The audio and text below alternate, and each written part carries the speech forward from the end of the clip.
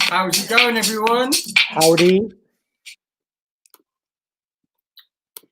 Right, so we've got it's a midweek video which we've never done. This is like crazy. Wednesday night, what's happening? We thought we'd surprise you with an extra one this week. Surprised us as well. Yeah, yeah.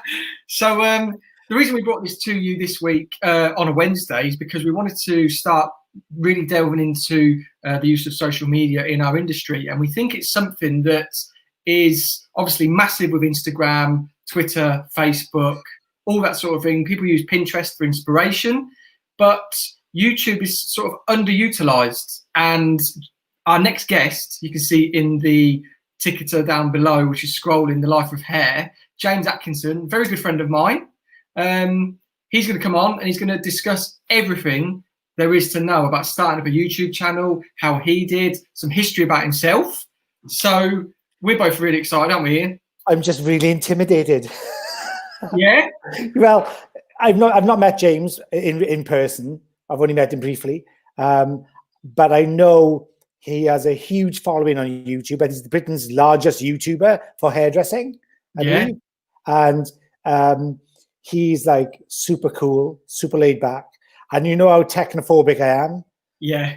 So I feel intimidated, but I'm really looking forward to it because I know I'm going to learn loads. Oh, so yeah. I'm looking forward to it. So, and I know he's a really, really open, honest guy, which we both love that, right?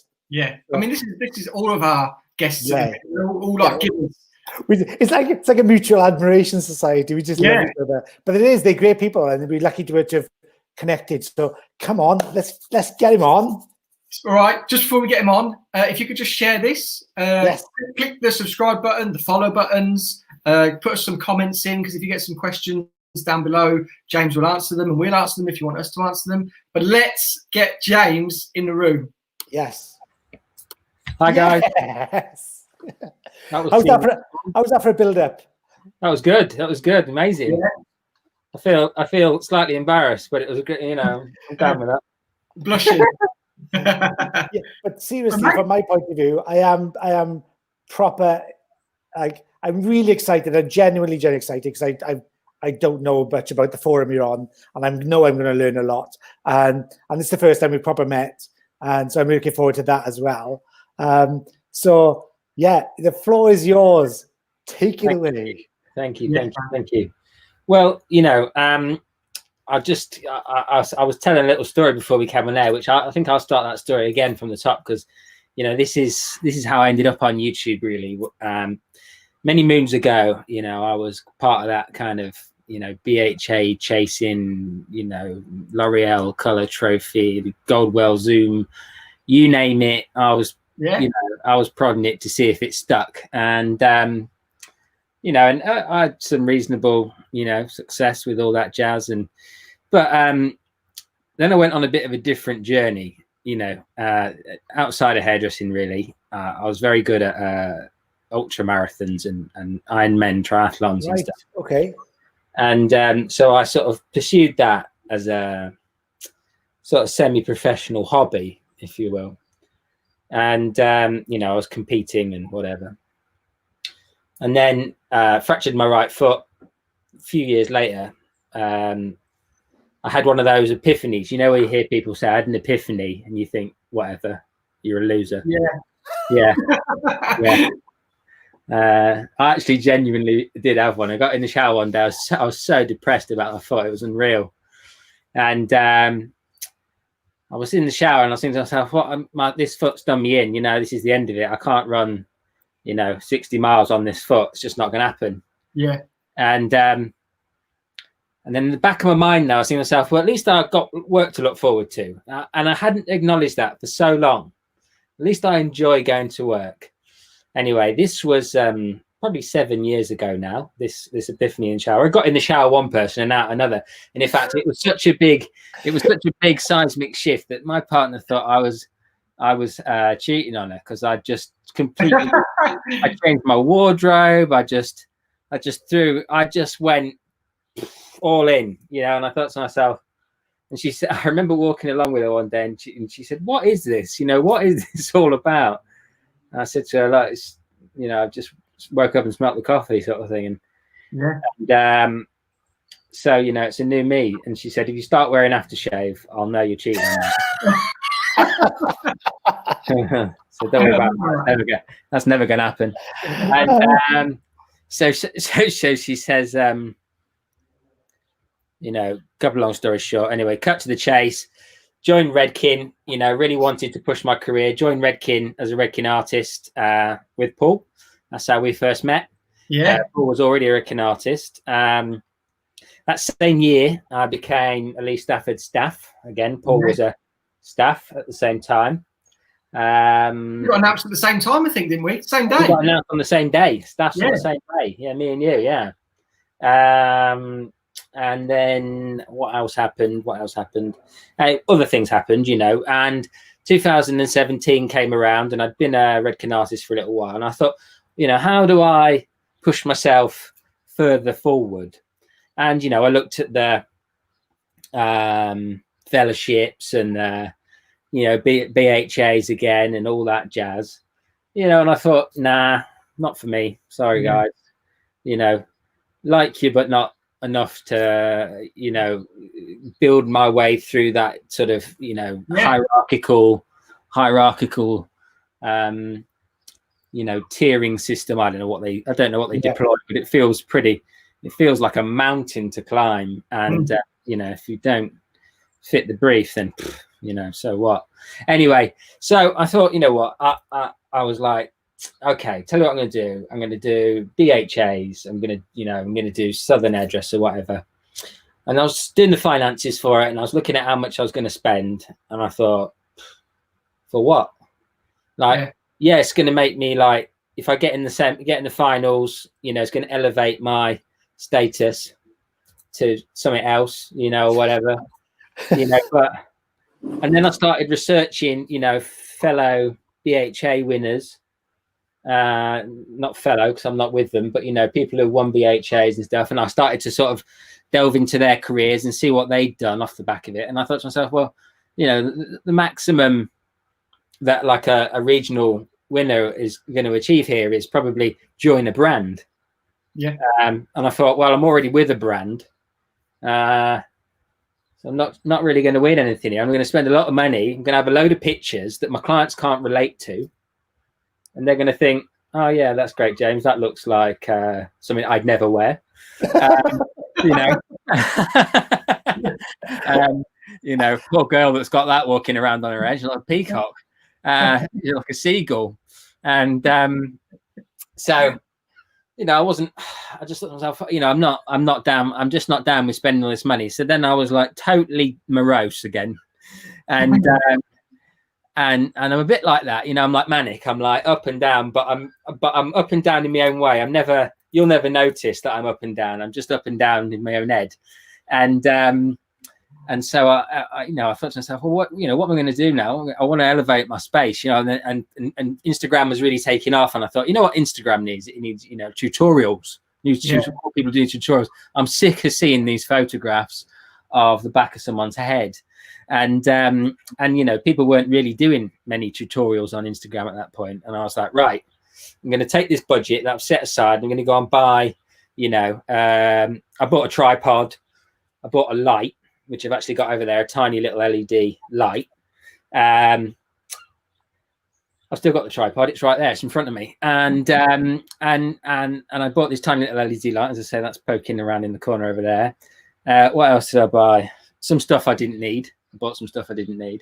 That's right. I bought a microphone, not this one, but another one. And then I thought, right, I'm going to make some Instagram tutorials and I'm going to raise my profile through social media. And it was, you know, I didn't really have any ambition. I will truly exclusively admit that. I just wanted to, for when people wanted to book my class, I wanted them to be excited about coming to see me. You know, I wanted them to think, I want to go and see James for his class, you know, for his balayage class or whatever, which has always been my class. Yeah. So I thought, right, I'm going to do some balayage tutorials. I'm going to put this. This was kind of December and January time, 2017. And then the day I was due to like post my first video onto Instagram, which I'd filmed in this way. I don't know, everybody knows that this is Instagram and this is YouTube. Portrait. So portrait is your Instagram and this is your YouTube. And then so I'd filmed this video in that way. And then the next day I'm coming up to upload it, and it says you can only upload a 1 minute clip. I was like, a 1 minute clip?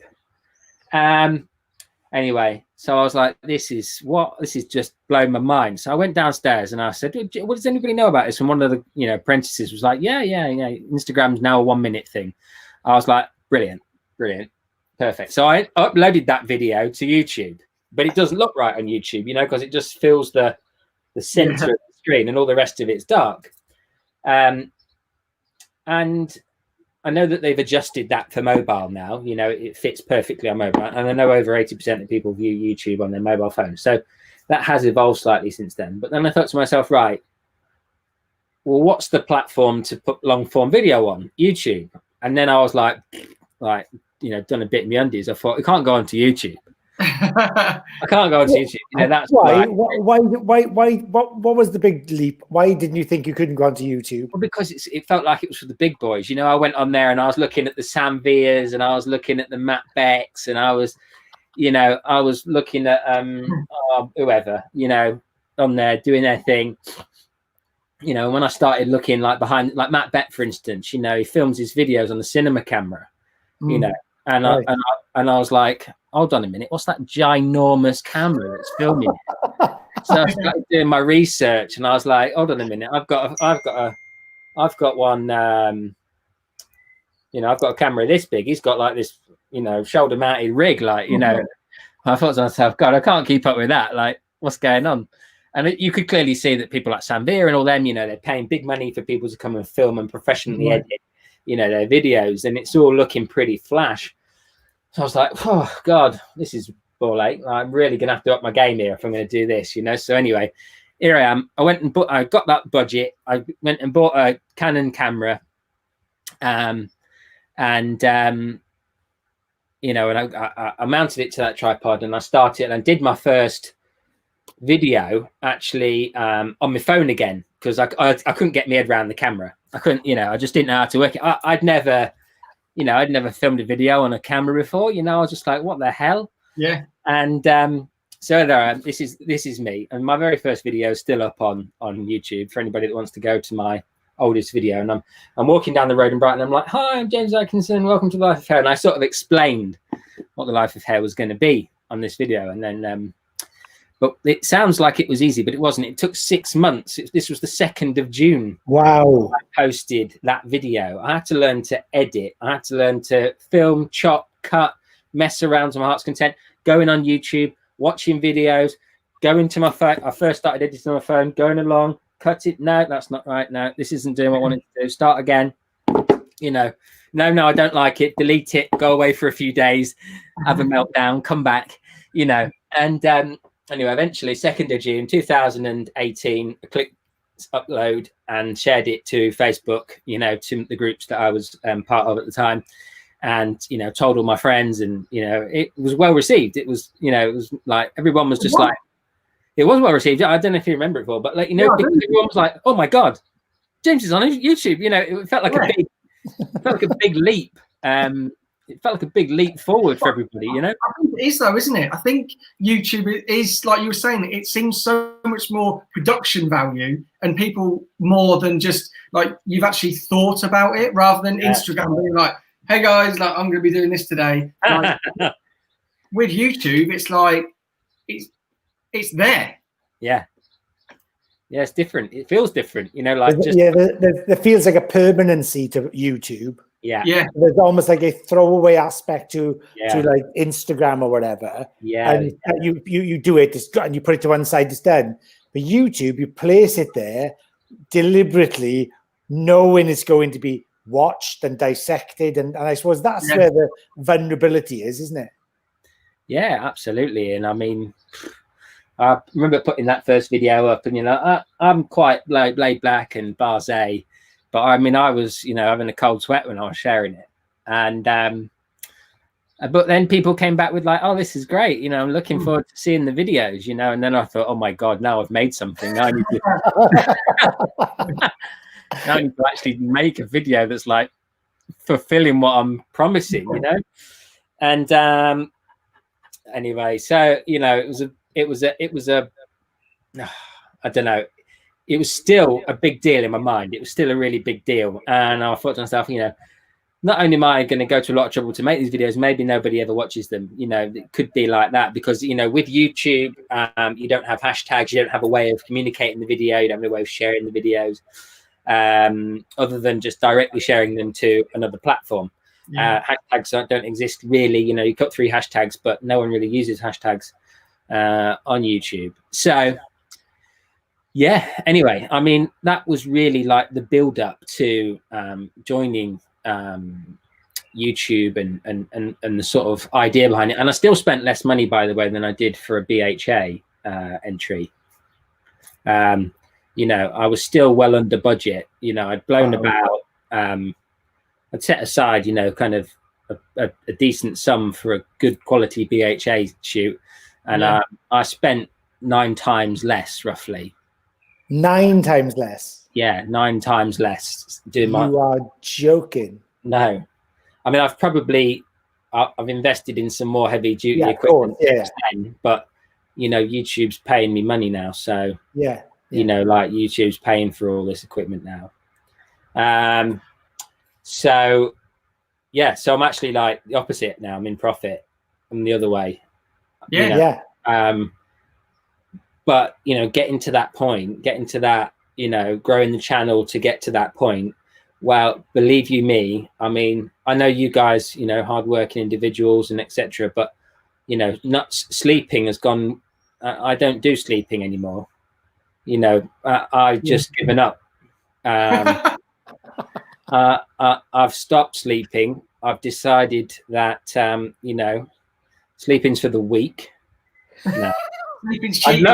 I'd love to have sleep. I would, honestly. I'd love to have sleep, but I'm just like I'm just permanently editing, because if by the time I've filmed the video, which can take several hours to get done, and then I've post-processed the video, because these files, I'm filming in 4K, which for anybody that's not sure what that means, it's a video resolution that's very sharp and detailed and nice quality to look at, because YouTube does some awful things to your videos when they compress them to put them on their platform so that they don't have too much file sizes. It gets really complicated, but I'm processing, and so when I load the files onto my laptop now, I have to wait 40, 50, 60 minutes for them to load on, so that I can edit them smoothly, then do an initial cut, so I go in and I look at it once and I cut a load of nonsense out of it, lots of waffle, and then I go in and then I tweak the audio. Then I take the audio files out of the editing suite, and then I make sure that the audio sound. And when I first started doing that, if anybody's watched a lot of my videos, you'll notice that like halfway through my kind of video spectrum, I've got about 150 videos on there now. And about halfway through that, the audio goes really wonky because I'm learning to edit audio, and I'm making a really bad job of it. It sounds tinny and awful, and I would have been better off leaving it alone. But I did learn something along the way, so it was fine. And all the time I was learning new stuff. I was all the time I was kind of growing as a videographer. And learning to understand how to use manual functions on the camera rather than just plugging that, like your iPhone, you switch it on, it does it all for you, but you only get a very certain look at your iPhone, whereas you've got a big camera. Now I've got a cinema camera, I've got a Netflix approved cinema camera. Wow. And the bar's raised. The bar's raised. Can I borrow it? Yeah, could you get? Yeah. it will take a little while to work out how to get video out of it. Yeah, it's usable anyway. You get some video, but it might look a bit weird. You just experienced me trying to log on earlier on. So yeah, I mean, you know, that was, and then you know, and then it's just slowly ramped up, you know, and it's been a gentle, but I'm an all-in guy, you know. When I say, right, I'm gonna do this, and I mean, you know, I'm gonna put my foot on the floor and the wheels are gonna screech, you know, because I've decided that this is what I'm gonna do. And if I'd have done BHAs, you know, I'd have done it till my hands bled, till my hair fell out, you know, and until I won, you know. Yeah. But I decided to just vent my energy in YouTube. And am I pleased I did that? Yes, I am very, very, very, very pleased that I did that. And then the channel started to get a bit of traction and it started to grow a bit, and I started to hone in on what people wanted to see. And that's the big thing for anybody that's watching this, that's thinking about YouTube, you know, really narrow down, because your audience will tell you what you're good at and what you're not good at. As your audience grows, you know, even when you've got 100 subscribers or less, they will tune in to what you're good at and they will dump what you're not good at. And you'll see you just look at that on viewing patterns. Yeah, you're not even viewing patterns, just on your numbers of people watching your videos, you know. You know, if I went onto my YouTube channel and I looked at it as the best ranked video to the worst ranked video in terms of views, I know which ones are all the worst ranked videos right now off the top of my head. It's me vlogging. No one gives a toss about me, you know.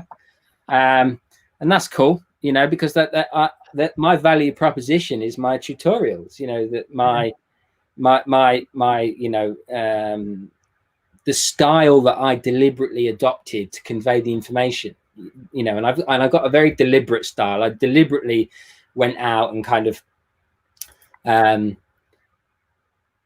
drilled into, once I saw that tutorials what people wanted to see from me, I really drilled down into how I could present my information differently to Matt Beck, to Sam Veer, to whoever else, you know. How can I convey the information? And of course it's hairdressing, so I can't reinvent the wheel, you know, but what I could do was change the way that the information was perceived and delivered. And so I'm very commercially friendly, you know, everything is like usable. You could just pick it up. It's like going to buy you know, a dress that just, you know, you could just pop it on now and it's very casual and it's very comfortable, but you can wear it straight away, you know, rather than something really fancy like a ball gown where you're gonna have to wait a long time to pull it out, you know. And I suppose that's the best analogy. Did you no, you made a conscious decision not to go down the BHA route and chase that dream, if you like, and you went into the tutorial educational side with YouTube. Have you seen it, you know, has it affected your career differently on the path, or the paths kind of, do you think they would have met somewhere along the way? Do you think you would have got to the same place anyway? I think, or has it done something different? Yeah, it's a really good question, Ian. Thank you. Yeah. I think at the moment, like, yes and no, like lots more people know who I am, which is fine, but that's by the by, I suppose, you know. Tell the story that you told me the other night. Oh yeah, the train one. Yeah. So I was on the train, and this woman comes up to me, and she's got like a little girl with her who's about 7, and she said, "Oh, you're the Life of Hair, aren't you?"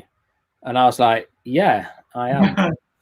She was like, yeah, my daughter watches all your YouTube videos. She's 7. I'm like, here. And I was like, oh my, like, I was slightly embarrassed. I was slightly like, what? And this little girl was like slightly embarrassed to meet me, you know, like she was meeting someone like famous, I guess. And then she was like, yeah, she watches them all the time. She watches them on repeat. You're always on her iPad. And when you were standing on the train and she was sitting there with her mum, she was like, that's the Life of Hair, that's the Life of Hair. And then mum's like, no. So apparently they've got YouTube up to like confirm that it was me, so that they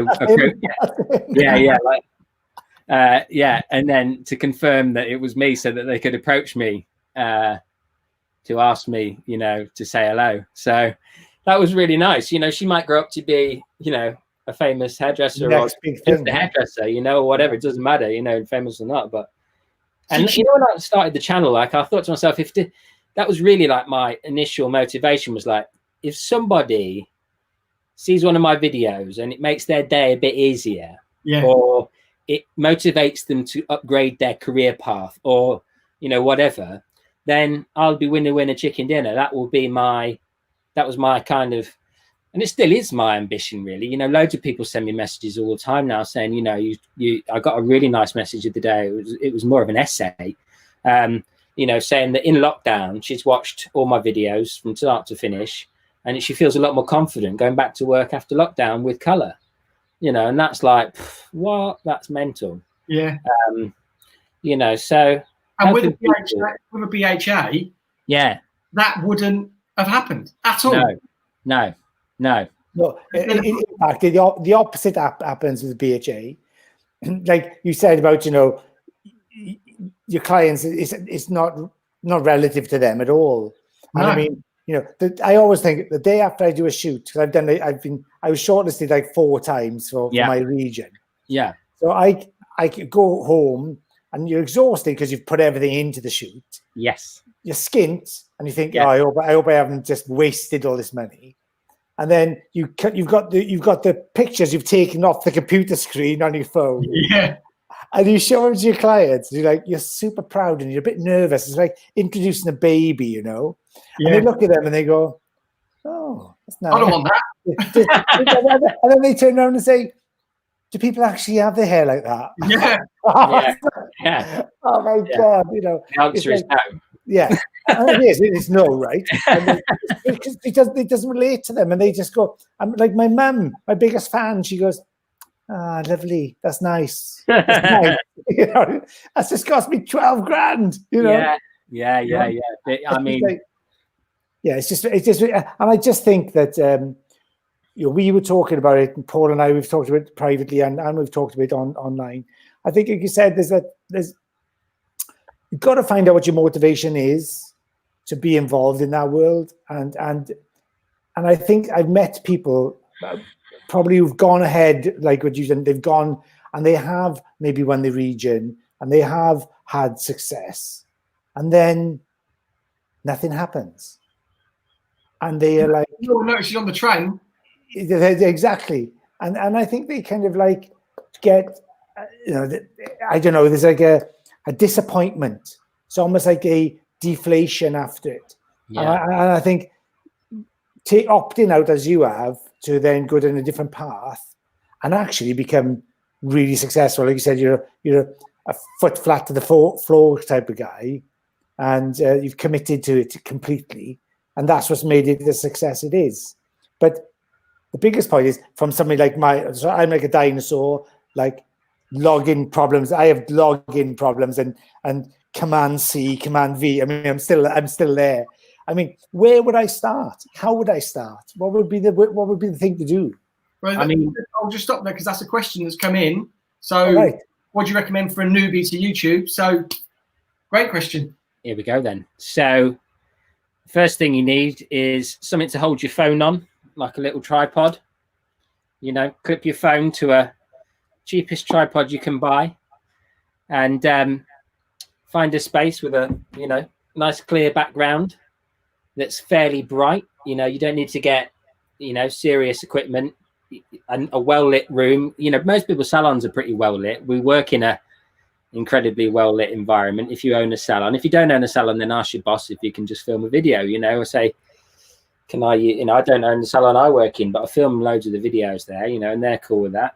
Yeah, I mean, if with Ian, we've got salons, and if any of our team did come up to us and said, like, any chance I could just film a video, I would be over the moon. Oh, yeah, love it. Yeah, you'd be all over that, wouldn't you? Yeah. You know, and find a space where it's, you know, and the big thing that I would invest in is sound. You know, buy a lav mic, cheapest chips. You know, I did a thing on the How to Cut It Facebook group. How to what's it called now? It's got a new name on it. How to cut it in hairdressing. How to cut it in the hairdressing industry. Dom Lehane. Yeah, Dom Lehane. Which episode were you? I've not actually been on there. I've not been on the podcast actually. Something that Dom and I are good friends. We talked about it for years. I can't believe I don't know the name to that, because I'm actually one of the mediators to the group. How to cut it in the hairdressing industry. I'll just confirm that. Yeah, I just changed it a couple of days ago. So Dom, if you're watching this, you know what it means to me. But no, I was set a challenge to help people start their own, or to set a challenge to people start their own a YouTube video, post their first YouTube video in a week. I give them a week, which is not a lot of time, especially in lockdown, to order, things that you might need. I made 3 videos, and the first video was, about, what you need to pick up, what you want to say. You want to write down what you want to say, what your specific niche is, why you want to embark on YouTube in the first place. And then the second video was, about what gear you might need. And I was keeping it simple: tripod or something just to stabilize your camera, some good light, whether it be natural light, and then something that you can plug into your phone for audio. And the best bit of a kit out there is called the Boya M15, I think. It's about 15 quid. It's a lav mic. You can plug it straight into your phone. If you've got an iPhone, you need the dongle connector. If you've got a new iPhone, and on that particular lav mic, you can switch it from camera to. Is that a dongle?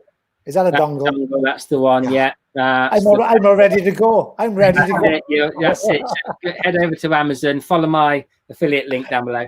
No, I know I should do affiliate links. I've given up on them for now.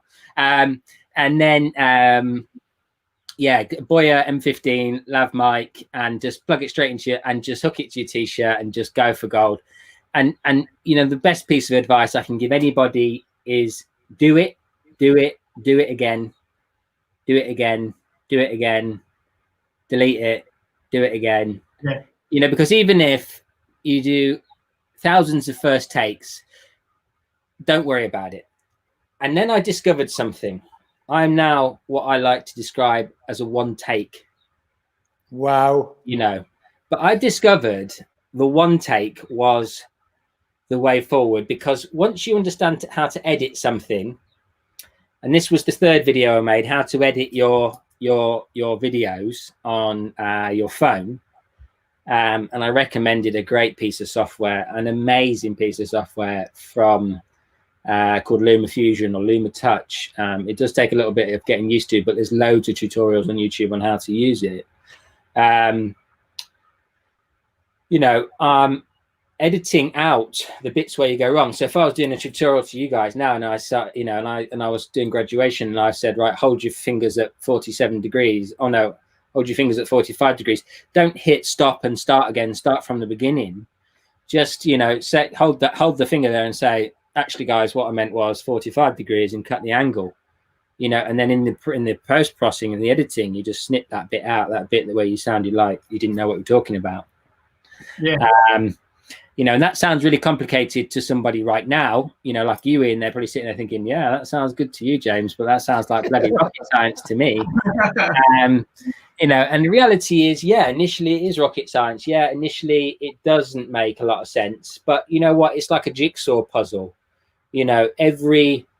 Everything's got tiers of information, and you start with your phone and your iMovies, or you download Vlog It or whatever app you download to put your footage in, and then you get on your laptop or whatever and you bring up YouTube, and you go, how do I edit a video on Vlog It? And there's reams and reams of people showing you exactly how to do it, and you just sit there with your phone and you go, right, what did they say? Right, press cut. Which one's that then? Hold on a minute. I was there, mate. I was doing it. Same. My fiance's got a YouTube channel. Yeah, she's been on to me for ages, like literally like 2 years. You got to do plug YouTube. Plug it. Plug the YouTube channel. What does she do? she's a doctor, and she's has a lifestyle medicine YouTube channel. It's called Revive Prescribed, and it's meditations mostly. It's about meditations, and she teaches other people to meditate for health and well-being. And hers is growing. Some of her videos now have had 18,000 views. You know, so she's growing, and she's saying like, you've got to get on board. You've got to do this. And I'm like, I was hoping she was going to be Mrs. Pimple Popper. She's my favorite YouTube channel. Mrs. Pimple Popper. Is it such a person? Mrs. Pimple Popper. I love that. Just gouges out junk out of people's paws. It's absolutely amazing. Oh, right. That's fantastic. They're my favorite videos. Telling you, I just can watch those for hours. The bigger the stuff that comes out, the smallest the hole. I'm just there.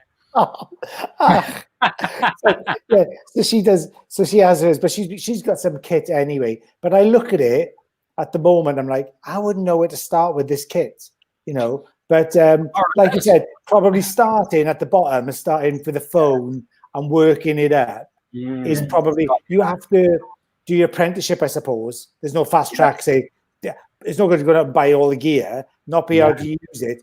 And because that would probably be more of a demotivation, I suppose. Yeah, frustrating. Very frustrating because the gear gets in your way. Right. Okay. You know, like I've learned a lot, but my gear still gets in my way sometimes. Right.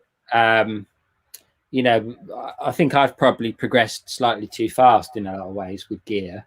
I'm a bit like that. You know, once I know how to use a phone, I'm like, well, that. Yeah. You know, and then I've got a camera. I'm like, okay, right, I've got a little, you know, camera, and then I'm like, all right, yeah, I can use that now. Okay, what, you know, how do I make it look like that? And you know, I'm watching people on YouTube that make, you know, full blown feature films, and I'm going, what camera are they using? That looks better than mine. It looks better quality than mine. And then that's right, yeah. And I'm going to myself, right, hold on a minute. And then you go onto their description, you know, and they're like, okay, this is the gear I use. And I'm like, oh, okay. You know, and then of course, you know, you run into all sorts of other stumbling blocks when you start doing that. And I won't bore you with it all, but I mean, I bought this one camera not a while back before I had a better computer to edit things on.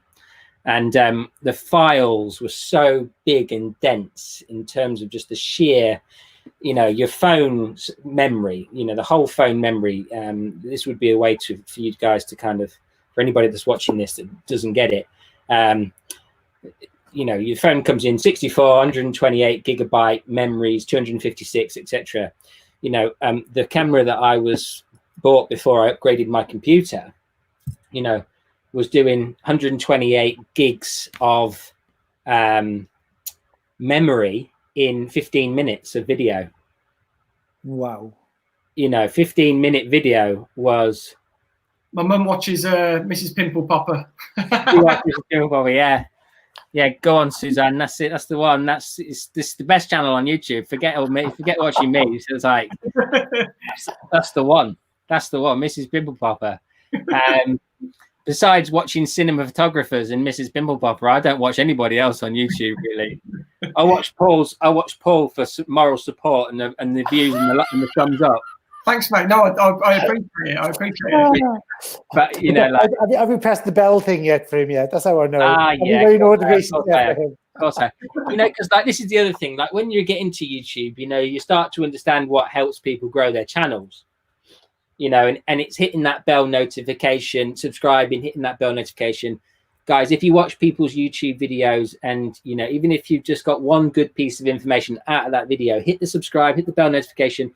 They don't send you that many notifications, YouTube, anyway. Even if you've hit the bell notification, you know, leave a comment, hit the thumbs up button. It's 2 seconds of your time, but actually it really helps their channels to grow. You know, and watch the adverts. Watch the adverts. And they don't want to watch the adverts, but watch the adverts. If they've got adverts, you know, in front of their videos, if you don't watch at least 10 seconds of that video advert, then it's unregistered on their account and they won't get anything for it. So, you know, help support people who've gone to the trouble of making YouTube channels by doing things like that. Right. I never knew that. That's really interesting.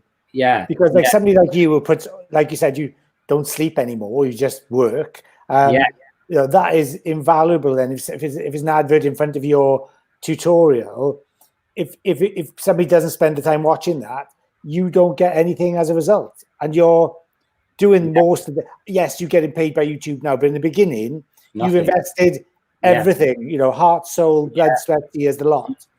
I didn't know that, to be honest. That's really interesting. Yeah, I mean, you know, and the thing about when you're starting out, it's 1,000 times harder actually than it is once you're doing it.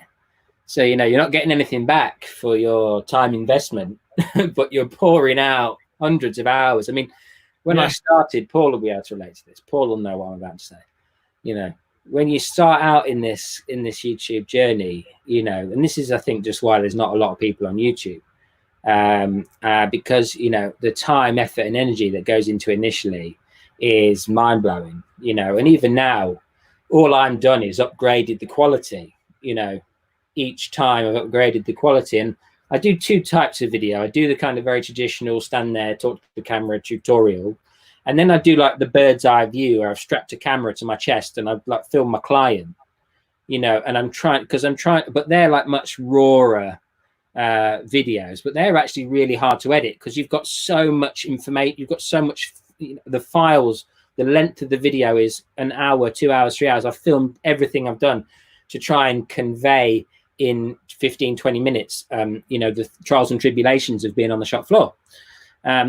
So neither are easier than the other. In fact, the one where I strap my camera to my chest and film my client is actually more labor intensive than standing there and just saying, this is what I'm going to do today, you know. So that's, I think, why YouTube has not been a big thing for people. Yeah, because it takes dedication, right? Yeah, it's massive. It's massive, you know, and it's as much dedication as doing a BHA, but you can't give up. You know, it's that, you know, the build up to a BHA, it's absolutely mental, isn't it? You know, but then it's over and they just get life returns to normal. Well, actually with YouTube, it just doesn't stop. Go next week to do, next week to do. And then, you know, if you want to up your game, if you want to enhance your YouTube status, because, you know, YouTube have a sort of like a ranking system. They've never really talked about it. You'll never find any genuine information from YouTube saying that they've got this system, but they have this system where they promote channels with a certain amount of videos that they post in a week, a certain amount of views that they achieve from a video in the first 3 days. The first 3 days of a video is the most important for the video's long-term success, you know. Thanks, Lee. And you know, so it's really interesting in the sense that there's lots of background information. There's lots of stuff that I've learned about video SEO, which is, you know, how searchable that video is, how easy that video is to find after the fact. You know, my second most successful, in fact, my first most successful video, when I look at it in an analytic form, you know, look at the curves of it. The first 6 months of that video's life, it did nothing. It was, you know, it was, when I first uploaded it, it was one of my worst videos I'd ever posted. But the topic was interesting in the sense that it was all about using bleach and using different levels of peroxide, what they look like after you've spent 50 minutes of bleaching 10 volume, 20 volume, 30. That is, you know, even to someone that's not a hairdresser. In fact, a lot of non-hairdressers watch the channknow now. It's really interesting. You get comments from people saying, I'm not a hairdresser, but, you know, I love watching your videos, you know, and I think, right, Christ. You know, I'm always intrigued by that. But this particular video, you know, for non-hairdressers has been really interesting. Hence, you know, it's over 100,000 views because, you know, but the SEO is what made it discoverable after the fact. I posted that video not knowing anything about making a video discoverable and how to go about making a video that people could easily find after the fact. Yeah. And then I learned 6 months later, you know, that if I do a few things in the background of YouTube on that video, I can then push that video forever. Wow. And people can find it forever and ever. There's some great bits of software as well, isn't there, that like we use to assist with that. Yeah, I mean, I used that. What Paul's talking about there is, say, like, I actually only started using that about 3 months ago. I just watched lots of other YouTubers who specialized in SEO to start with. And it was only when I stumbled across this particular piece of software, their channel, that I thought, well, they actually make this process a bit easier, this software, and they don't. It's not bulletproof. It's not. They don't give it away. You don't click a button and it all happens. You still got to work at it, but they just make it a little bit easier to understand, you know, what's trending and what's not, and what people are searching for and what people aren't.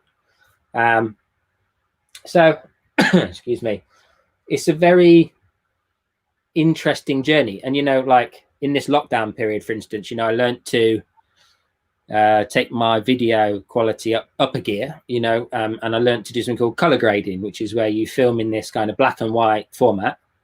And then you put the color saturation back in, and you change the shadows and the light, you know, up and down, and make a video look more 3D in the 2-dimensional platform. And of course, you know, that adds time.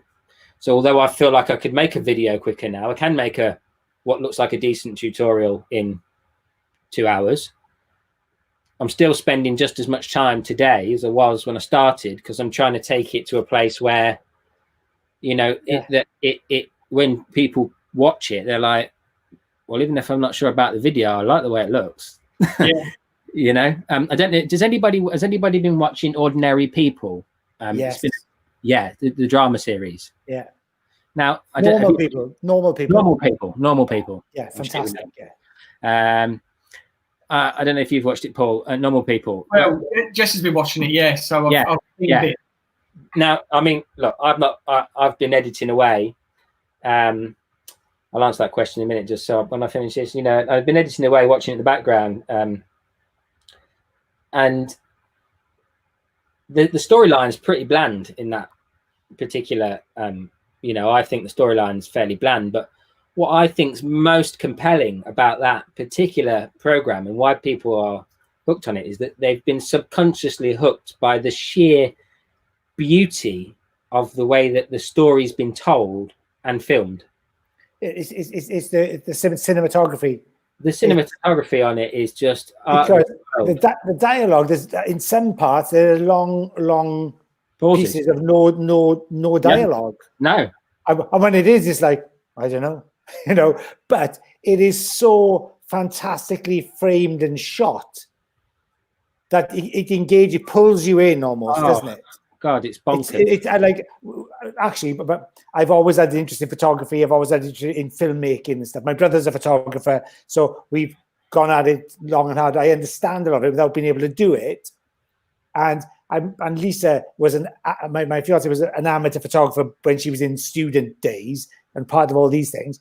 And we both sitting there thinking, almost every scene's a winner for some reason.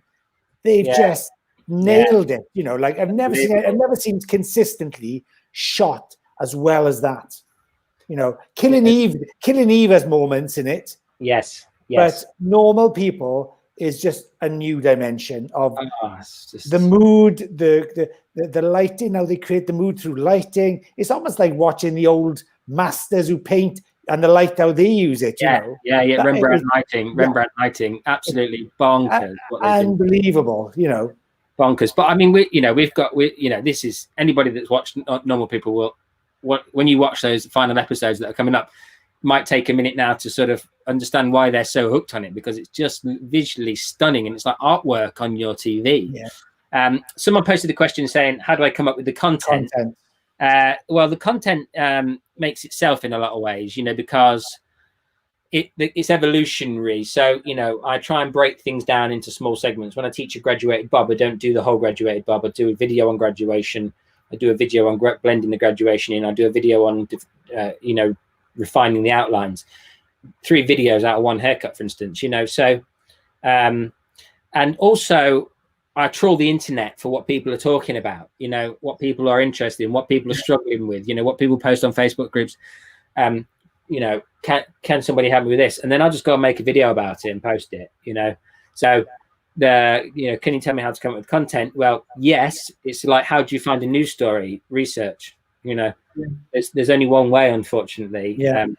You know, and because you're in the industry, you know what's hot, but equally what's hot has been done as well thousands of times. I think you you can almost set your own agenda sometimes if you've got a really powerful story. Yeah. But if not, you've got to go find where the story is and then interpret that, and then that becomes your content, explaining it about giving it a clearer picture, if you like. Yeah, absolutely. That's it. Stripping it down. That's what I do with all my videos. I strip everything down and make everything sound as if your nan could pick up the kitchen scissors and a comb and just bash in that grad bob on that super curly B3 hair. I try and make it sound like anybody could do it. And that's all right, because someone said to me in real life once, that I sort of oversimplify things and make it all sound like it's too easy. And it was a compliment, and it was a sort of negative thing at the same time. I guess actually for me it was a compliment. I think they were trying to have a dig at me, saying to me that I was sort of making making everything sound a bit basic, but it's not about making it basic. It's about making it achievable, because the amount of times that I've been on a course up hair, I'm not very good at up hair, and I remember really most clearly when I decided that I was never going to be like this, and I wasn't very old at the time, and I thought, if I ever teach people, which I've always had the urge to teach people, I'm never going to make it look like voodoo magic, and I'm not, and I'm certainly then, and then I'm certainly not going to gloat in the fact that I've made something that's really simple look difficult. Yeah. I mean, I remember she was trying to teach me this pleat, French pleat, and she would just get it and go, she'd do this thing with her body, and she'd like flip her whole body around, and it was she did it so fast, that we'd have had to have filmed it in slow mo to kind of see how she did it, and then she'd go pin, pin, pin, pin, pin, pin, pin, pin, pin, pin, pin. That's it. And then she'd go, now you do it, like, and I remember thinking to myself, well, I hope you're pleased with yourself. I hope you're pleased, because you're the only person that knows how to do a chignon like that now, because you cannot teach anybody. Because you're too fixated in showing me what a wonderful pirouette you can do with a handful of hair. We were talking. We had a call this morning, a business call that we do every Wednesday morning. And one of the things that we were talking about was sharing. We all of us, we're all about sharing, and we'll share as much as we can. And there's those people that often maybe are held back from YouTube, from showing stuff or sharing stuff, because they don't want to show their hand. They don't want to show everything, because then they'll see everyone on the same level. But what we were saying was, if you're showing all your stuff on this level, you should already be at that level with your next video or your next trick. Forces you to be better, doesn't it? Forces you to be better. I think those people who think like that, unfortunately, I think they're the kids. Do you remember you're at school and you have a test and there's a kid with his arm around the book, not for you to see? They're those people. And you're like, that's who they are. They're the people who do want to, I know all the answers. I'm not going to tell you, and I'm not going to help you. And you're going, what's the answer to number 3? And they're going no chance. And I think they still exist now and they progressed onto careers of stuff. They just don't want to share anything with you. And I think I'm always like Paul. I always me and Paul are like meshed together because we're very similar. We find something, get really excited about it, and then it's like we found God or something. We want to tell everybody. It is. Look at this. You've been on a biblical journey. Yeah. It's like we want to create that kind of like that. You are passionate about. You want other people to be. So I find secrets really hard to keep. Sorry, I know something like, oh my God, I've never told Ian any secrets. It's like it is pretty bad, but it's but in the industry, when we do talk to people, and I think that there's a lot of the group is great and they're really good, and they're regular hairdressers, and they are like a lot of hairdressers. They keep on doing the same thing and expecting to get a different result. And that's the first sign of madness. You know that, don't you? Yeah, they said that's the first sign of madness. Do the same thing over and over again and expect a different result. The definition of madness. Where I thought maybe you're a little bit mad. Yeah. Yeah. I know. I've had that. Me included. Yeah, Don't get me wrong. You know. Just look at it, banging head against the wall. But it's like they kind of just like are so entrenched in what they do, and it's such a belief system that it's right. But they're not seeing that the world around them is changing, and then you have to almost evolve to that as well. Yeah. And so when we actually this morning, Paul, we were quite tough in that group, I think. Yeah. And there was a lot of people with squeaky bums, you know, the bums are going like, oh my God, I don't want to change, you know. Yeah. But they kind of like, they almost didn't want to hear what we were saying. It was too much of a challenge. And we were trying to be really nice and gentle about it. But I just think it's quite a, you know, and this, like for me, this is a massive challenge. Paul's on me, you've got to get a YouTube. I've got a YouTube. There's nothing on it, but I've got it, set it up. Challenge. Like, 1st of June. 1st of June. Ian's YouTube channel will go live. Yeah. Okay, I'm looking forward to Ian. Let me know when that happens, yeah? Yeah, I want you to click subscribe, press the button. Ian, you put the video up and I'll do it all. Dear. Someone put a question about multicam, been doing the nutting over. Yeah. Where's that? Who said that? That was my dad's channel.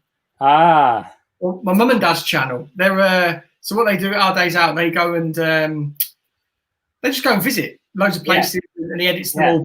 What he's just started doing, obviously, because they can't go out, he's got a workshop at home. He's been ordering battered corgi cars, little toy cars. Yeah. We've got cameras set up everywhere. Yeah. And he's what's the word? Rejuvenating them. Okay. Yeah. Listen, I've got a bit of kit for him. It's 300 quid, but it'll save him a lot of hassle. Is that what you just bought? No, well, yes, it's the step down from what I've just bought. It's called the ATAM Mini, Blackmagic ATAM Mini. We'll talk about that first. It's a multi-switcher, so he'll be able to switch just with the press of a button. He'll be able to switch camera angles, and it will be all recorded like that. Okay, cool. Can you put the link in the video below? Yeah, put it. Yeah, I'll put my affiliate. Yeah. Well, I'll have to put your affiliate because I don't do affiliate, so I'll have to put your affiliate link. Send me it. Okay. you can get a kickback off your mum and dad.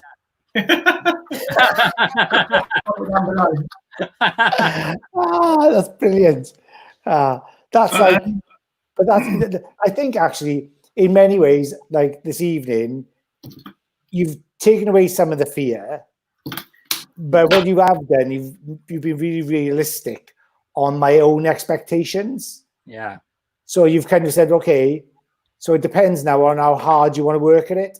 It now depends on the amount of time and effort I'm willing to put in before I get any real reward. And that's the same with anything, I suppose. It's like losing weight, or whether you're kind of, or whether you're, I don't know, getting fit or whatever. You're not going to be like, I'm the type of guy, if I got a bit of belly fat or something and I diet, I start eating clean. Second day, I'm in the mirror thinking, well, has it gone? Has it gone? Yeah. You know, and you can't. I think you have to put the time in, and you have to learn learn the trade, learn the craft of editing and all that type of stuff. So I can see where my weaknesses are already, and I can think I know where my kind of strengths may be, but I think it's going to be a much bigger, harder process. But it's something that I know I've got to do. Yeah. For me to progress within the industry that I wanted, the way I want to share, the way I want to do things. Yeah. And, you know, like it is a task, but I really think it's worthwhile. And the way you've done things is just like, and the way you explain it is just phenomenal.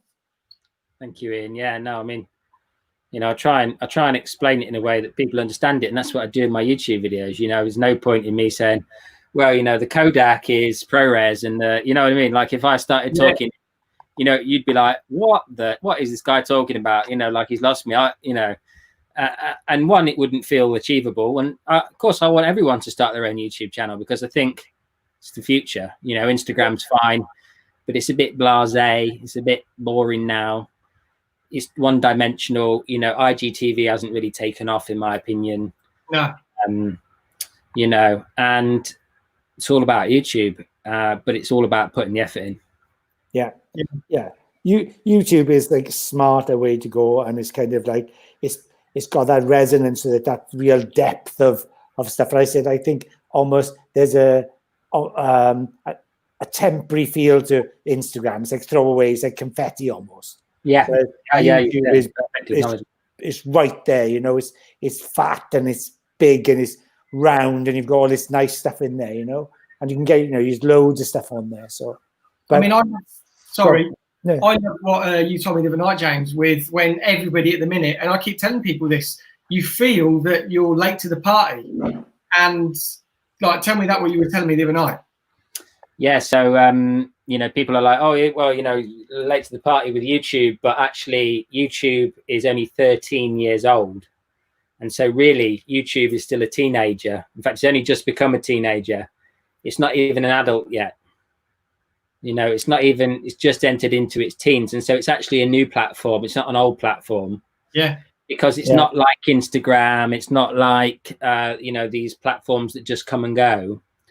It's the second largest search engine in the world, owned by the first largest search engine in the world, that drives billions of pounds of advertising revenue, much more revenue than any other platform on the planet, all put together.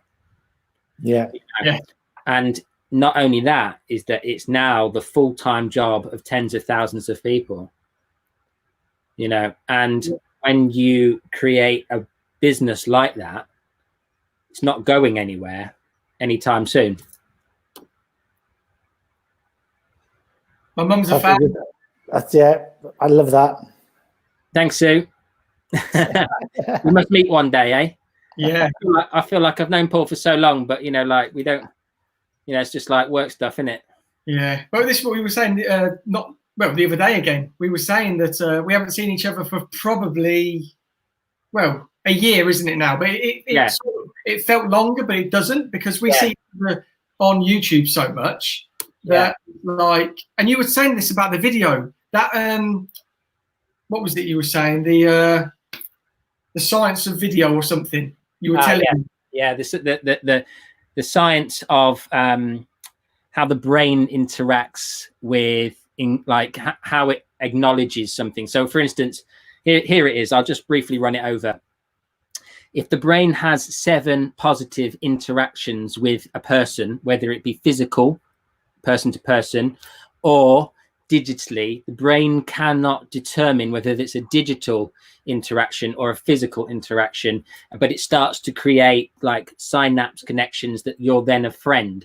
So the best way to understand this is when a celebrity dies, like Michael Jackson, millions of people start crying and go into mourning, even though they've never met him, they never knew him, and they're never going to know him.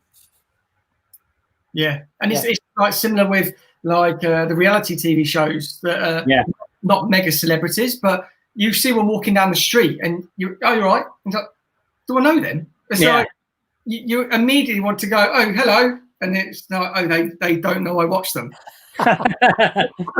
They do now. Yeah. That's been like amazing. That's been, I'm almost exhausted having to listen to all this. I'll be honest. Again, but amazing. But yeah, as always, if there's any comments or questions you want to ask, pop them below. Head over to James's channel, The Life of Hair. You can pop them in his videos. Go and subscribe to his channel. And yeah, amazing, James. Thank you so much, mate. Thank you, James. My pleasure, honestly, guys. Absolutely thank you. Loved it. Brilliant, mate. Yeah, thank you for asking me. My pleasure. Catch up soon in real life after all this. Yeah, it'd be perfect. Yeah. See you later. See you later.